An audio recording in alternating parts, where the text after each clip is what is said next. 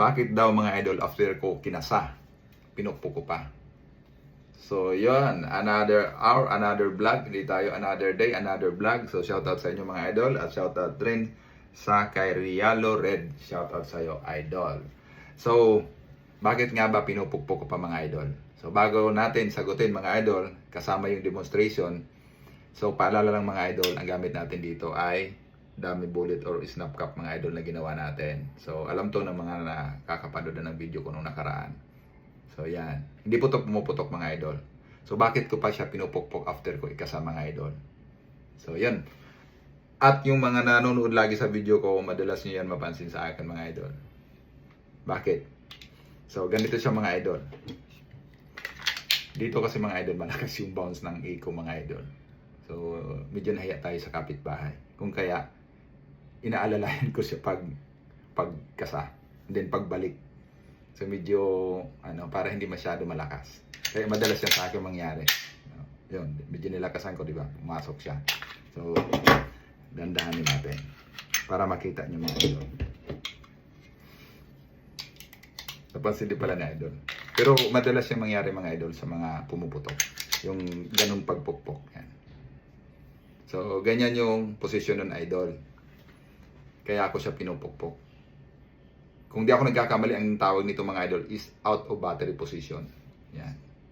Pag binalik ko na siya, in battery position. Ready to fire na to mga idol. Yan. Kaya ko siya pinupukpok kasi inaalalayan ko siya. Minsan mga idol, may mga cause nitong iba. Kumbaga, hindi lang doon sa malambot yung pagkasa or naaalalayan yung pagbalik ng slide. Minsan doon sa laging pinuputok at hindi nalilinisan, yung rampa niya is makunat na. Yung barrel niya medyo makunat na, sumisikip na, tapos medyo mahina pa yung pag-rack mo. So yun, nagbabara siya o hindi siya smooth na pumapasok ng buo yung bala. Ang iba naman nito, pag malambot yung hawak natin mga idol, so hindi siya nakakalaro itong slide, hindi siya nakakarack ng maayos.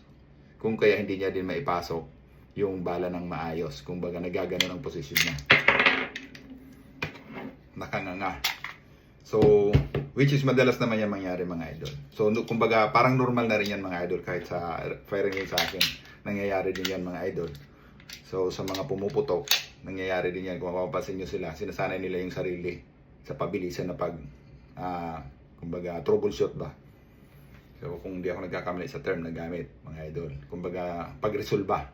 Kung mapapansin nyo, pag naganyan sila, lalo na yung mga nasasanay na kahit hindi nakaganyan, basta nirak nila yan, ganyan kagad yan. Tapos kasi kumbaga pabilisan kumbaga na-anticipate na nila na nakaganong position. Kasi mahirap yun ma-determine mga idol na naka out of battery position siya pag nakaganyan siya. Kaya may mga accidental discharge yan mga idol na naka out of battery position siya. Kasi hindi natin makita mga idol na nakanganga siya or hindi siya naka properly position. Ito kasi nakaganyan tayo. Madalas ang nakakapansin yan yung nagtuturo sa atin or nag-assist or katabi natin. Pero kung sanay ka na, may possible kasi yan, hindi pumutok kasi naka-out of battery sa position. So, iganganin mo lang siya.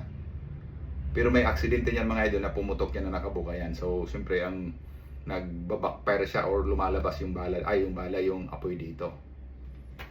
So, yan yung mga cause nyon mga idol na out of battery position. Pag malambot yung hawak, hindi ito nakakalaro na slide na mabuti, kung madumi, saka kumbaga reload, sa mga reload.